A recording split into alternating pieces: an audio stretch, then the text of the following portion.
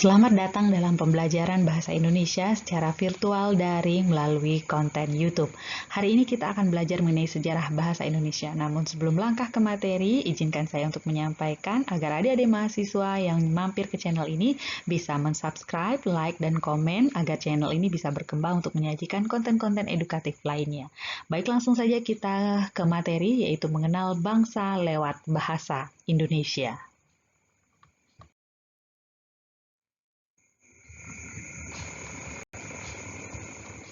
Berbahasa adalah salah satu wujud kepribadian dan intelektualitas. Di dalam banyak kesempatan, penanaman dan pengembangan sikap positif terhadap bahasa Indonesia wajib dilanjutkan.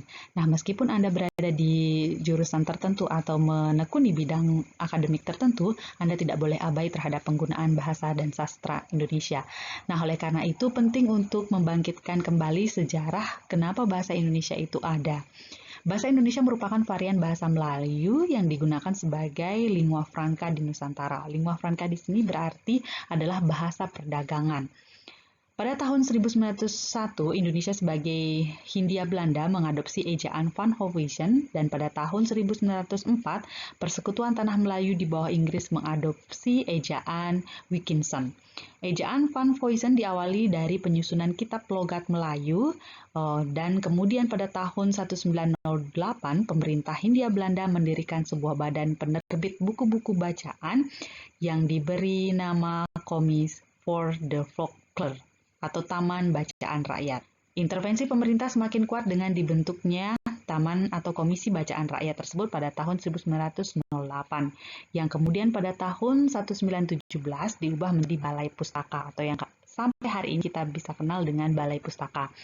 Nah, balai inilah yang menerbitkan buku-buku kenamaan seperti novel Siti Nurbaya, Salah Asuhan, buku-buku penuntun bercocok tanam, penuntun pemeliharaan kesehatan, yang tidak sedikit membantu penyebaran bahasa Melayu di kalangan masyarakat luas. Bahasa Melayu yang dicita-citakan oleh para pemuda yang bergabung dalam Dewan Rakyat menjadi bahasa persekutuan nasional yang baru terwujud pada tanggal 25 Juni 1918 ketika Raja Belanda mengeluarkan ketetapan yang memperbolehkan penggunaan bahasa Melayu selain penggunaan bahasa Belanda.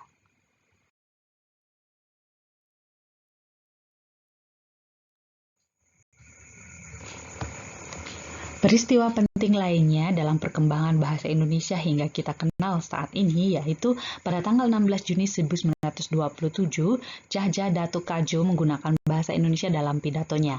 Hal ini merupakan kali pertama dalam sidang Volksraad seorang berpidato menggunakan bahasa Indonesia. Nah, disinilah titik awal bagaimana bahasa Indonesia yang merupakan varian dari bahasa Melayu itu dikenal. Kemudian dilanjutkan pada tanggal 28 Oktober 1928, secara resmi Muhammad Jamil mengusulkan agar bahasa Melayu menjadi bahasa persatuan Indonesia. Kemudian pada tahun 1933 terbit majalah Pujangga Baru yang diasuh oleh Sultan Takdir Ali Syahbana, Amir Hamzah, dan Amir Pani. Pengasuh majalah ini adalah sastrawan yang banyak memberi sumbangan terhadap perkembangan bahasa dan sastra Indonesia. Pada masa Penjagaan Baru inilah bahasa yang digunakan untuk menulis karya sastra adalah bahasa Indonesia yang dipergunakan oleh masyarakat dan tidak lagi ada batasan-batasan yang dilakukan oleh Balai Pustaka. Nah, jadi ketika Anda membaca misalnya karya Sultan Takdir Ali Syahbana ini mirip bahasa Melayu, bahasa perdagangan ya, misalnya dengan ejaan-ejaan yang ada pada masa itu. Jadi belum disempurnakan ejaannya.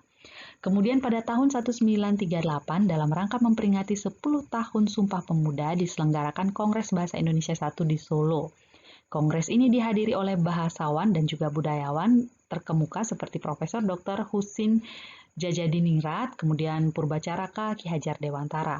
Dalam kongres tersebut dihasilkan beberapa keputusan sangat besar artinya bagi pertumbuhan dan perkembangan bahasa Indonesia.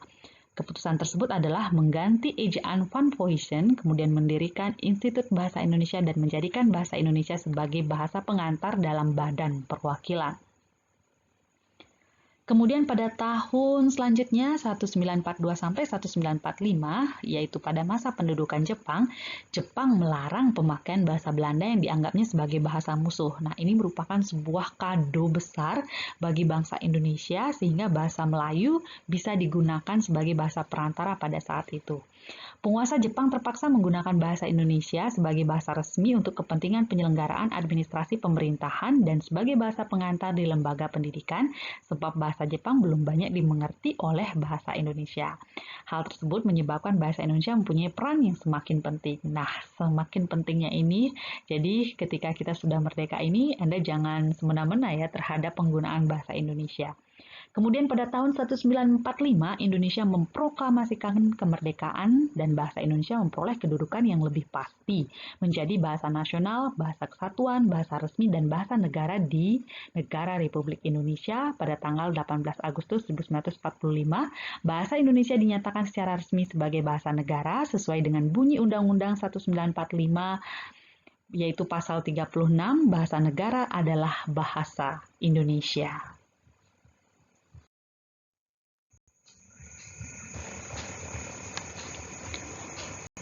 Ada sebuah pertanyaan, mengapa bahasa Melayu yang digunakan atau dipilih sebagai bahasa persatuan, padahal di Indonesia sendiri sudah memiliki bahasa daerah yang dikuasai oleh banyak penduduk, misalnya bahasa daerah Jawa, Bali, Sunda, atau bahasa daerah yang lain. Nah, ini dia jawabannya ya.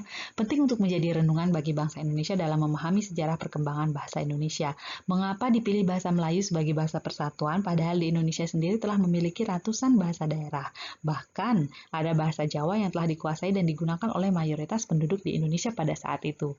Jawabannya adalah mengacu pada sikap nasionalis. Jadi apabila Anda sekarang mengkotak-kotakkan atau membeda-bedakan, ya harus dibangkitkan kembali dengan sejarah ini ya, karena ini sudah dipikirkan secara matang oleh founding father kita.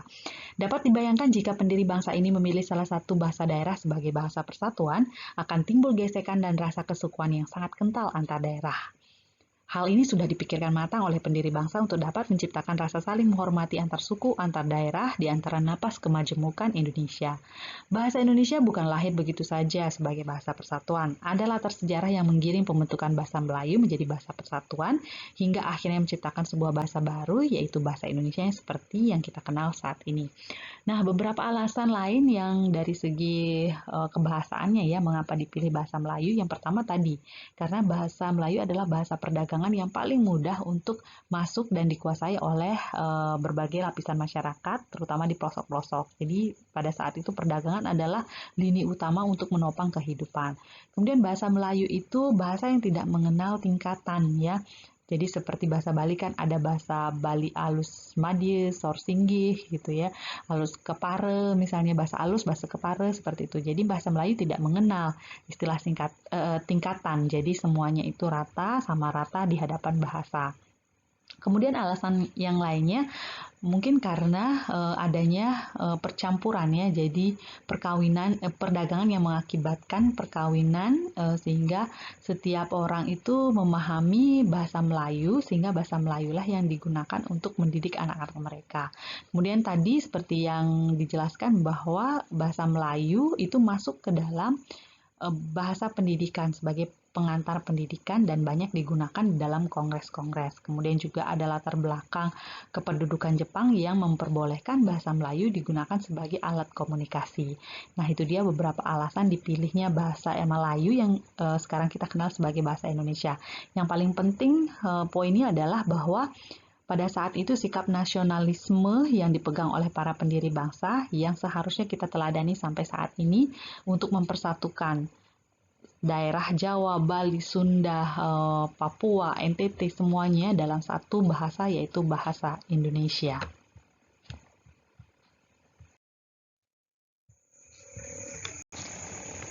Kedudukan bahasa Indonesia yang pertama yaitu sebagai bahasa persatuan. Kedudukan bahasa Indonesia sebagai bahasa persatuan adalah pemersatu suku, bangsa, agama, ras, dan antar golongan di seluruh wilayah Kepulauan Indonesia. Fungsi kebinekaan ini sudah dicanangkan dalam Sumpah Pemuda 28 Oktober 1928. Fungsi ini juga menjembatani keutuhan negara kesatuan Republik Indonesia yang multikultural. Kemudian sebagai bahasa nasional, yaitu kedudukan bahasa Indonesia diperoleh sejak awal kelahirannya ya, dalam Sumpah Pemuda dalam kedudukannya sebagai bahasa nasional sekaligus merupakan bahasa persatuan.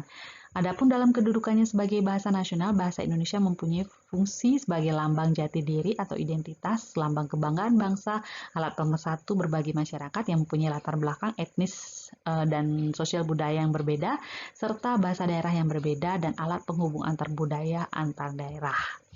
Kemudian, sebagai bahasa negara, kedudukan bahasa Indonesia yang kedua adalah sebagai bahasa resmi atau bahasa negara. Kedudukan ini mempunyai dasar yuridis konstitusional yaitu pasal 36 Undang-Undang Dasar 1945. Dalam kedudukannya sebagai bahasa resmi atau bahasa negara, bahasa Indonesia berfungsi sebagai bahasa resmi kenegaraan, sebagai bahasa pengantar di lembaga-lembaga pendidikan atau acara-acara kegiatan formal yang bersifat kenegaraan. Kemudian sebagai bahasa baku atau bahasa standar, yang memiliki fungsi pemersatu sosial, kemudian juga penanda kepribadian bersuara dan berkomunikasi, penambah kewibawaan sebagai pejabat dan intelektual, fungsi penanda acuan ilmiah dan penulisan ilmiah. Bahasa baku ini menjadi acuan penggunaan bahasa yang baik dan benar dalam ranah menulis maupun pengucapannya, lisan ataupun tulisan ya. Kemudian selain kedudukan bahasa, ada juga fungsi bahasa yang seperti kita kenal, ada fungsi ekspresi, kemudian juga fungsi komunikasi, fungsi adaptasi dan integrasi, fungsi kontrol sosial, fungsi hiburan juga bisa, kemudian fungsi sugesti juga ada ya. Nah, itu dia peran, kedudukan, dan fungsi bahasa Indonesia yang wajib untuk Anda ketahui. Nah, di materi ini juga saya ingin membahas karena berkaitan dengan bahasa nasional, ada dalam istilah Indonesia yang dicantumkan di belakang kata bahasa itu sebenarnya berkonotasi politis atau politik sejalan dengan cita-cita kaum pergerakan bahasa Indonesia yang disampaikan oleh J.S. Badudu yang menyatakan ada beberapa faktor yang mendukung dipilihnya bahasa Melayu sebagai bahasa nasional kala itu, yang sesuai dengan materi yang sudah saya sampaikan di atas ya, bahwa ada faktor historis bahasa Melayu sebagai lingua franca, faktor psikologis suku bangsa Jawa dan Sunda telah sukarela menerima diangkatnya bahasa Melayu sebagai bahasa nasional. Kemudian juga ada faktor demokratis, bahasa Melayu tidak mengenal aturan perubahan bentuk. Kemudian faktor reseptif, mempunyai kesanggupan untuk menjadi bahasa kebudayaan dalam arti luas karena terbuka terhadap pengaruh baru dan memperkaya, kemudian menyempurnakan bahasa Melayu itu sendiri sehingga sekarang kita kenal dengan bahasa Indonesia. Ya, jadi masih banyak bahasa Indonesia itu mengadopsi, mengadaptasi, mengintegrasikan kosakata-kosakata dari bahasa asing maupun bahasa daerah. Jadi kalau Anda tahu ada bahasa atau kata yang belum masuk ke dalam bahasa Indonesia bisa menjadi sebuah sumbangan yang bagus untuk kepentingan pengembangan bahasa dan sastra Indonesia itu sendiri. Untuk mengetahui pemahaman Anda sejauh mana Anda memahami mengenai materi sejarah dan fungsi dan kedudukan bahasa Indonesia, di sini ada tugas yaitu buatlah penjelasan terkait faktor-faktor yang mempengaruhi penurunan sikap bangga berbahasa Indonesia dan disertai dengan contoh. Ini bisa Anda buat dalam keseharian atau lingkungan yang Anda lihat seperti itu ya. Buatnya dalam bentuk PowerPoint dan dikirimkan lewat Google Classroom yang nanti akan saya berikan aksesnya. Nah, misalnya saya contohkan ya, faktor-faktor yang mempengaruhi penurunan sikap berbahasa Indonesia, penurunan sikap bangga berbahasa Indonesia misalnya karena faktor kecintaan terhadap Korea atau K-pop, pengaruh budaya K-pop ya. Jadi bahasa Indonesia itu dicampur adukan dengan kata-kata bahasa Korea seperti itu. Misalnya sarangeo atau apa ya, kamseumpai misalnya seperti itu. Nah, berikan penjelasannya, kemudian berikan contohnya ya, misalnya dalam bentuk status di media sosial itu di capture atau di screenshot seperti itu ditampilkan dalam PowerPoint. Ya, atau hal-hal lain yang dekat dengan lingkungan Anda bisa Anda jadikan contoh atau jadikan analisis dalam tugas ini. Selamat membuat tugas, semoga tugasnya memang benar-benar mencerminkan diri Anda ya, sekreatif mungkin dan sebaik mungkin dan sedetail mungkin ya. Selamat membuat tugas dan kita bertemu di pertemuan selanjutnya lewat daring ataupun lewat tatap muka. Terima kasih.